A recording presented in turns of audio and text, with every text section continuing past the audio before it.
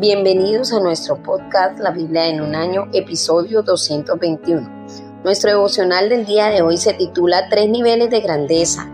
Nuestras revistas y nuestras pantallas de televisión están llenas de historias de los ricos, los fuertes y los atractivos.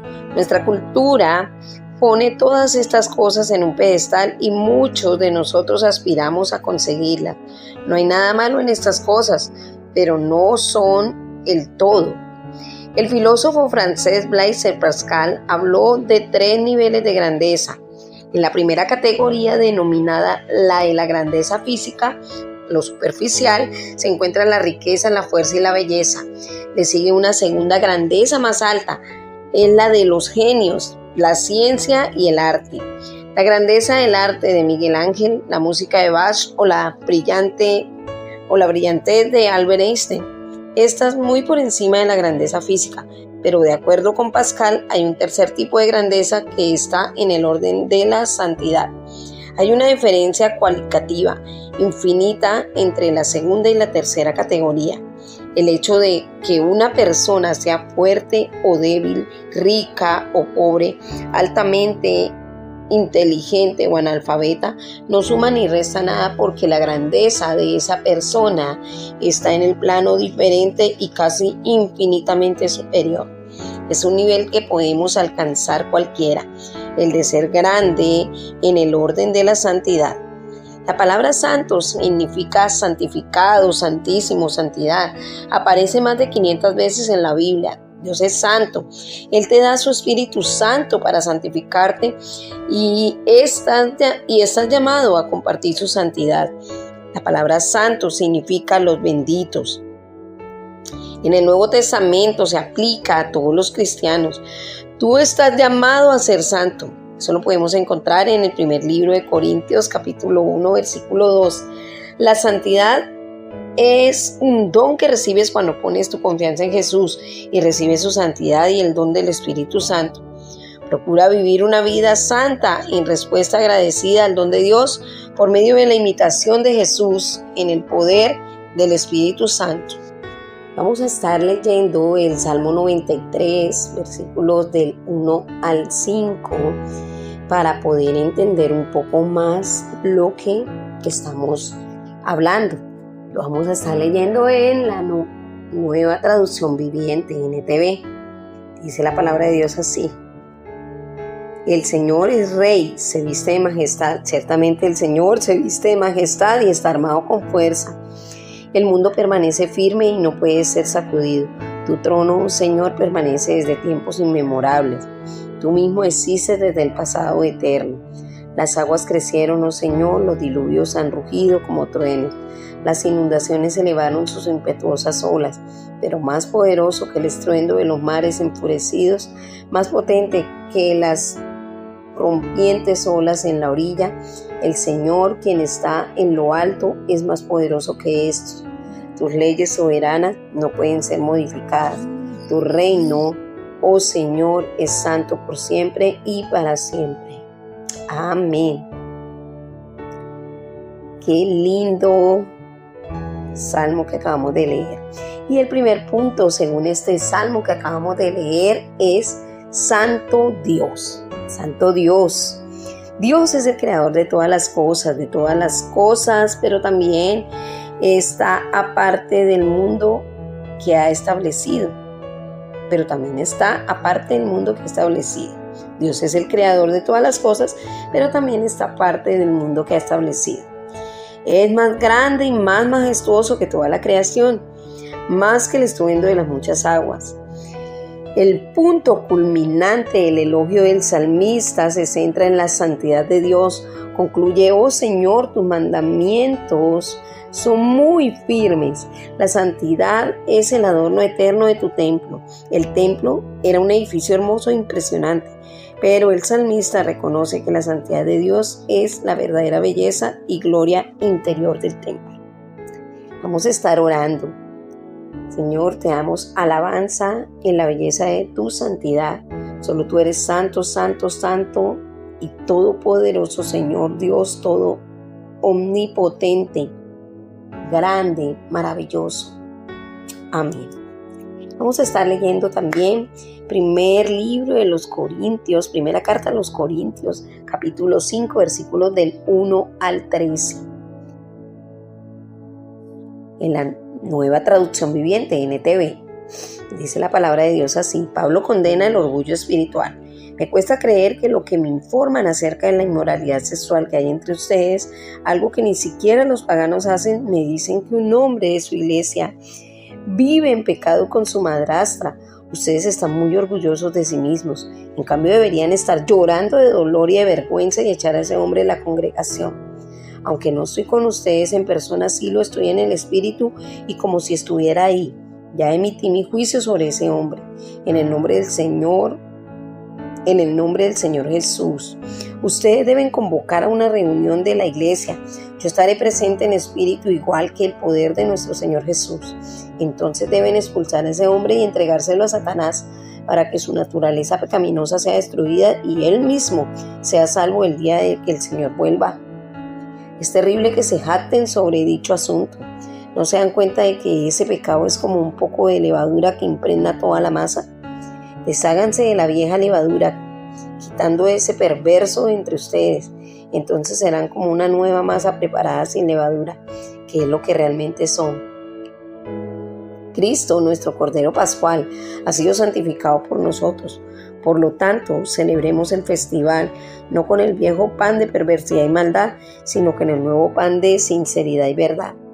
Cuando les escribí anteriormente, les dije que no se relacionaran con personas que se entregan al pecado sexual, pero no me refería a los incrédulos que se entregan al pecado sexual o son ávaros o estafadores o rinden culto a ídolos. Uno tendría que salir de este mundo para evitar gente como esa. Lo que quise decir es que no se relacionen con ninguno que afirma ser creyente y aún así se entrega al pecado sexual. O es avaro, o rinde culto a ídolos, o insulta, o es borracho, o es estafador. Ni siquiera coman con esa gente. No es mi deber juzgar a los de afuera, pero sí es mi responsabilidad de ustedes juzgar a los que son de la iglesia y están en pecado. Dios juzgará a los de afuera, pero como dicen las Escrituras, quiten al malvado de entre ustedes. ¡Wow! ¿Qué tal Pablo hablando a la iglesia en este momento, no? Bueno, la iglesia es un poco débil en esas cosas, en cómo les hablan. Bueno, vamos a estar en el segundo punto, vamos a concluir en el segundo punto y es la iglesia santa. A la hora de hablar sobre la santidad en la iglesia, hoy en día surgen varios peligros. Primero, está el peligro de tener una actitud de ser más santo que el resto. Evita hacer gala de tu santidad con aires de superioridad. En segundo lugar, está el peligro del perfeccionismo. Solo Dios es completamente santo. Tenemos que esforzarnos por la excelencia, pero no alcanzaremos la perfección en esta vida. Nuestra santidad es la respuesta apropiada ante la santidad de Dios, pero solo es posible por el don y la gracia de Dios. La santidad en la iglesia viene por medio del don del Espíritu Santo. Puesto que la iglesia tiene que ser santa, Pablo está horrorizado por lo que sucedía en Corintio, donde la inmoralidad sexual era tan crasa que no podía ser tolerada ni siquiera por fuera de la iglesia. Escribe: y de esto se sienten orgullosos. ¿No deberían más bien haber lamentado lo sucedido y expulsado entre ustedes al que hizo tal cosa? La disciplina debe ejercerse para que la iglesia sea santa. Hay algunos pecados extremos que han de tener por consecuencia la expulsión de la iglesia. Son pecados muy obvios, como es el caso de la inmoralidad sexual de un tipo extremo entre un hombre y la esposa de su padre. En los versículos 10 al 11 leemos acerca de la necesidad de la disciplina para aquel que es avaro, idólatra, calumniador, borracho o estafador. Probablemente la avaricia a la que se refería aquí lo es en sentido de avaricia hasta el punto de robar o estafar. Otros pecados así incluyen la idolatría y las calumnias, el abuso verbal, maldiciendo e insultando a la gente. Los borrachos se refieren a aquellos que de una manera voluntaria y persistente se emborrachan. Pablo no se centra aquí en aquello que intentan superar el alcoholismo o cualquier otra adicción, que son gente por la cual la iglesia ha de ser un lugar de sanación y no un lugar de rechazo. La palabra usada aquí se asocia con otros vicios, como la violencia y la sexualidad indecorosa. Pablo deja absolutamente claro que no está hablando de la gente de afuera de la iglesia. No tenemos que disociarnos ni siquiera de los pecadores más extremos. Jesús era amigo de los pecadores, pues se relacionaba con todo el mundo. Ellos son exactamente el tipo de gente a la que tendrías que tenderle la mano. Pablo más bien está diciendo que si la gente continúa practicando esos pecados tan extremos y aparatosos sin arrepentirse, no tendrán lugar en la iglesia a menos de que lidiemos con este problema. Este afectará a toda la iglesia. Un poco de levadura hace fermentar toda la masa. Por lo tanto, la disciplina en la iglesia es muy positiva en el sentido de que permite a la persona ser confrontada con su propia conducta y alejarse. También es positivo para la iglesia como conjunto porque impide que el mal se propague por la comunidad de la iglesia. Afortunadamente es posible el perdón, porque Cristo nuestro Cordero Pascual ya ha sido sacrificado. Ninguno de nosotros somos santos si no es por medio del don de Dios. Jesús murió como el Cordero Pascual para que pudiéramos ser perdonados y limpiados. La santidad es un don de Dios. Cuando fallamos tenemos que regresar a la cruz sin perder un minuto y recibir el perdón. Vamos a orar. Hoy, Señor, vengo a ti una vez más para pedirte perdón y para que me limpies, por favor. Ayúdame a llevar una vida de santidad, que tu iglesia sea un lugar santo y que aprendamos a ser santos, Señor, así como tú eres santo. Tu palabra también dice que sin santidad nadie podrá ver al Señor. Ayúdanos a tener santidad en nuestros corazones, en nuestra mente, en nuestros pensamientos, Señor, en nuestras manos, en nuestros pies. Que todo se encamine, Señor, que todo nuestro cuerpo se encamine para el bien, para lo que tú nos mandas en obediencia a ti y no en obediencia al pecado. Santifícanos con tu verdad, Señor, que es por medio de tu palabra. Que la palabra que estamos leyendo hoy, Señor, venga a hacer limpieza en nuestros corazones, Padre, en el nombre de Jesús. Vamos a estar leyendo también primer libro de Crónicas 28 y primer libro de Crónicas 29. Vamos a leer primer libro de Crónicas 28, igualmente en la Nueva Traducción Viviente. Instrucciones de David a Salomón. David convocó todas las autoridades de Israel a Jerusalén, los jefes de las tribus, los comandantes de las divisiones del ejército, los otros generales y los capitanes, los que administraban las propiedades y los animales del rey, los funcionarios del palacio, los hombres valientes y todos los demás guerreros valientes del reino. David se puso de pie y dijo: hermanos míos y pueblo mío, era mi deseo construir un templo donde el arca del pacto del Señor, el estrado de los pies de Dios pudiera descansar para siempre.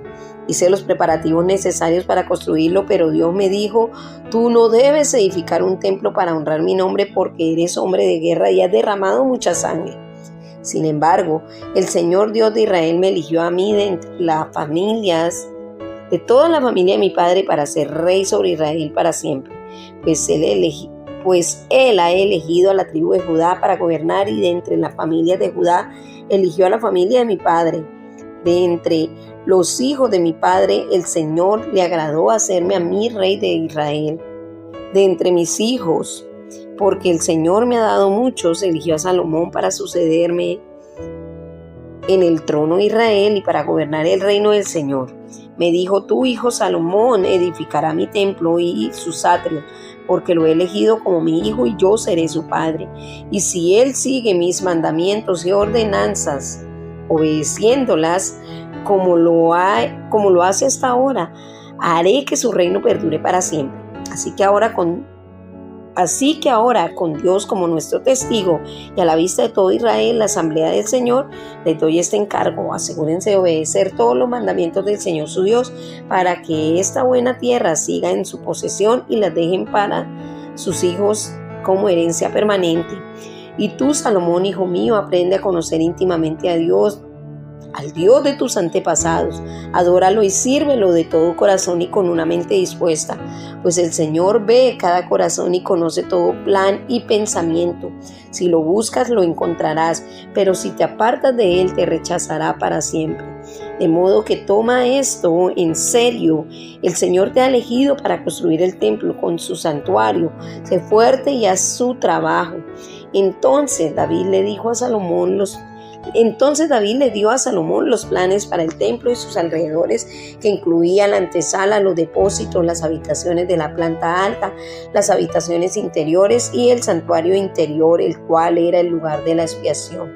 David también le dio a Salomón todos los planos de lo que tenía en mente para los atrios del templo del Señor, para las habitaciones exteriores, para los tesoros y para los cuartos de las ofrendas dedicadas al Señor. El rey también le dio a Salomón las instrucciones sobre el trabajo de las diferentes divisiones de sacerdotes y de levitas en el templo del Señor, y dejó especificaciones para los artículos del templo que debían usarse para la adoración. David dio instrucciones referentes a cuánto oro y cuánta plata debía usarse para hacer los artículos necesarios para el servicio en el templo. Le indicó a Salomón la cantidad de oro que se necesitaba para los candelabros y las lámparas de oro, y la cantidad de plata para los candelabros y las lámparas de plata según la función de cada uno. Designó la cantidad de oro para la mesa donde se colocarían el pan de la presencia y la cantidad de plata para las otras mesas. David también indicó la cantidad de oro para los ganchos de oro macizo utilizados para manejar la carne de los sacrificios, y para los tazones, las jarras y la vajilla, así como la cantidad de plata para cada uno de los platos. Especificó la cantidad de oro refinado para el altar del incienso. Finalmente le dio un plano para la carroza del Señor, es decir, los querubines de oro cuyas alas se extendían sobre el arca del pacto del Señor. Cada detalle de este plan, le dijo David a Salomón, lo recibí por escrito de la mano del Señor. David siguió diciendo: sé fuerte y valiente y haz el trabajo. No tengas miedo ni te desanimes, porque el Señor Dios, mi Dios, estará contigo. Él no te fallará ni te abandonará. Él se asegurará de que todo el trabajo relacionado con el templo del Señor se termine correctamente. Las diferentes divisiones de sacerdotes y levitas servirán en el templo de Dios. Otros con todo tipo de habilidades se ofrecerán como voluntarios, y los funcionarios y toda la nación están a tus órdenes. Bueno, vamos a seguir leyendo primer libro de Crónicas 29, nueva traducción viviente NTV, y dice: ofrendas para edificar el templo. Luego el rey David se dirigió a toda la asamblea y dijo: mi hijo Salomón, a quien Dios evidentemente ha elegido para ser el siguiente rey de Israel, es aún joven y sin experiencia. El trabajo que él tiene por delante es enorme, porque el templo que construirá no es para simples mortales, es para el Señor Dios. Usando cada recurso a mi alcance, ha reunido todo lo que pude para construir el templo de mi Dios. Así que hay suficiente oro, plata, bronce, hierro y madera, al igual que grandes cantidades de ónice y otras joyas costosas, y todo tipo de piedras finas y de mármol. Ahora, debido a la devoción que tengo por el templo de mi Dios, entrego todos estos propios tesoros de oro y de plata para ayudar en la construcción.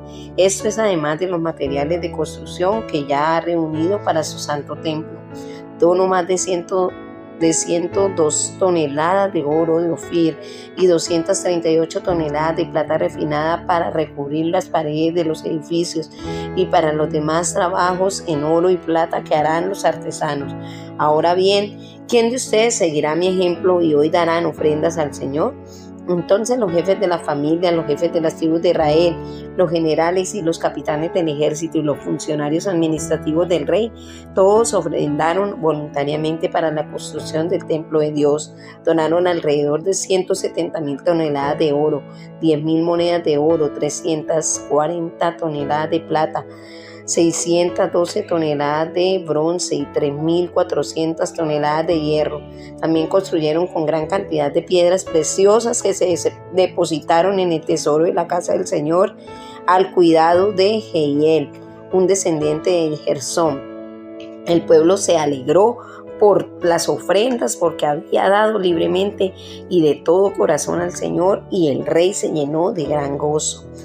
Oración de alabanza de David. Luego David alabó al Señor en presencia de toda la asamblea. Oh Señor, Dios nuestro, Dios de nuestros antepasados Israel, que seas alabado por siempre y para siempre. Tuyos, oh Señor, son la grandeza, el poder, la gloria, la victoria y la majestad. Todo lo que hay en los cielos y en la tierra es tuyo, oh Señor, y este es tu reino. Te adoramos como Él está por sobre todas las cosas. La riqueza y el honor solo vienen de ti, porque tú gobiernas todo y el poder y la fuerza están en tus manos. Y según tu criterio, la gente llega a ser poderosa y recibe fuerzas. Oh Dios nuestro, te damos gracias y alabamos tu glorioso nombre. Pero ¿quién soy yo y quién es mi pueblo para que podamos darte algo a ti? Todo lo que tenemos ha venido de ti y te damos solo lo que tú primero nos diste. Estamos aquí solo por un momento. Visitantes y extranjeros en la tierra, al igual que nuestros antepasados. Nuestros días sobre la tierra son como una sombra pasajera, pasan pronto sin dejar rastro. Oh Señor nuestro Dios, aún estos materiales que hemos reunido para construir el templo, para honrar tu santo nombre, vienen de ti. Todo te pertenece. Yo sé, mi Dios, que tú examinas nuestro corazón y te alegras cuando encuentras en él integridad. Tú sabes que he hecho todo esto con buenas intenciones y he visto a tu pueblo dando sus ofrendas por voluntad propia y alegría. Oh Señor, Dios de nuestros antepasados Abraham, Isaac e Israel, haz que tu pueblo siempre desee obedecerte. Asegúrate de que su amor por ti cambie. Dale a mi hijo Salomón el deseo de obedecer de todo corazón tus mandamientos, leyes y decretos, y de hacer todo lo necesario para edificar este templo para el cual he hecho estos preparativos. Después David le dijo a toda la asamblea: alaben al Señor su Dios, y todos en la asamblea alabaron al Señor Dios de los antepasados, y se inclinaron y se arrodillaron ante el Señor y ante el rey. Salomón es nombrado rey. Al día siguiente trajeron 1000 toros, 1000 carneros y 1000 corderos como ofrendas quemadas para el Señor. También trajeron ofrendas líquidas y muchos otros sacrificios en el nombre de todo Israel. Ese día festejaron y bebieron en la presencia del Señor con gran alegría. Nuevamente coronaron a Salomón, el hijo de David, como su nuevo rey. Lo ungieron delante del Señor como su líder y ungieron a Sadoc como sacerdote. Entonces Salomón subió al trono del Señor en lugar de su padre David y tuvo éxito en todo. Y todo Israel lo obedeció.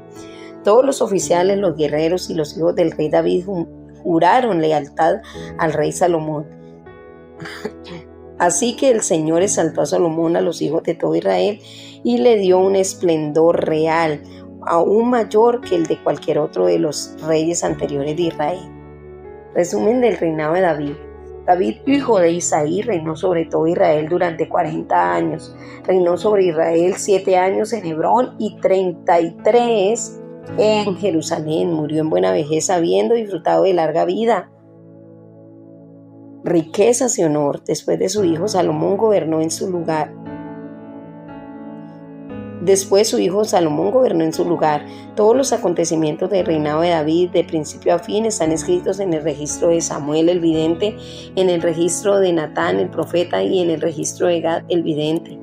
Entre estos relatos están los hechos poderosos del reinado, así como lo que sucedió a él, a Israel y a todos los reinos vecinos. ¡Wow! ¡Qué palabra! Bueno, este tercer punto que vamos a estar leyendo de nuestro devocional se llama Templo Santo. Templo Santo. David fue llamado a preparar la edificación de un templo santo que él no podía construir precisamente porque era un templo santo, ya que él era un hombre de guerra y había derramado sangre. Pero Dios guió a David hacia los planes exactos de construcción, como dice en la Biblia, en palabras de El Mensaje.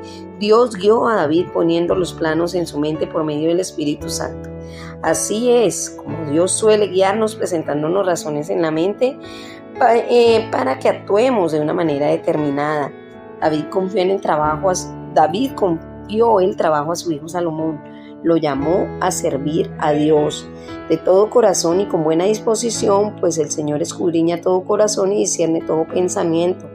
Dios te llama, al igual que lo hizo con Salomón, a una santidad que va más allá de la acción, que va al corazón, las motivaciones y los pensamientos. David dijo que Dios es un Dios que prueba los corazones y que se complace con la integridad. David, un hombre íntegro de corazón. Esta es una buena definición de la santidad. Alguien dijo que todos tenemos 3 vidas, la pública, la privada y la secreta. La santidad consiste en vivir una vida íntegra en vez de una vida desintegrada. La santidad es aquella situación en la que no hay diferencia entre nuestra vida pública, entre nuestra vida privada y nuestra vida secreta, ni diferencia entre lo que profesamos y lo que practicamos. La santidad está conectada con la entrega completa. Cuando Dios te llama a ser santo, te está diciendo que seas completamente mío. David oró pidiendo: dale también a mi hijo Salomón un corazón íntegro para que obedezca y ponga en práctica tus mandamientos, preceptos y leyes. Permítele construir el templo para el cual he hecho esta provisión. Es interesante subrayar de paso que para construir el templo necesitaron recaudar una gran cantidad de dinero. Lo consiguieron porque los líderes predicaron con ejemplo. El líder supremo dio primero, los otros líderes a continuación y por último el pueblo. Hicieron sus ofrendas voluntarias con júbilo. Dios quiere que des voluntariamente. Si no tienes ese querer, puedes orar: Señor, dame el estar dispuesto a que me den el querer, como suele decir Sandy Miller. Al menos puedes orar diciendo: Señor, querer, estar dispuesto a que me den el querer. Al dar de forma voluntaria, el pueblo de Dios se llenó de una gran alegría. Todo lo que tienes viene en primera instancia de Dios. Todo es tuyo, dijeron ellos, todo es tuyo, y de lo que tenemos te damos, de lo que tú nos has dado en nuestras manos te damos. A medida de que des tus recursos para la obra de Dios de manera generosa y voluntaria, te sentirás lleno de una gran alegría. El templo santo que David y Salomón construyeron fue solo una preparación del templo de la iglesia donde habita el Espíritu Santo. El Espíritu Santo no solo vive en la iglesia, sino que también vive en ti.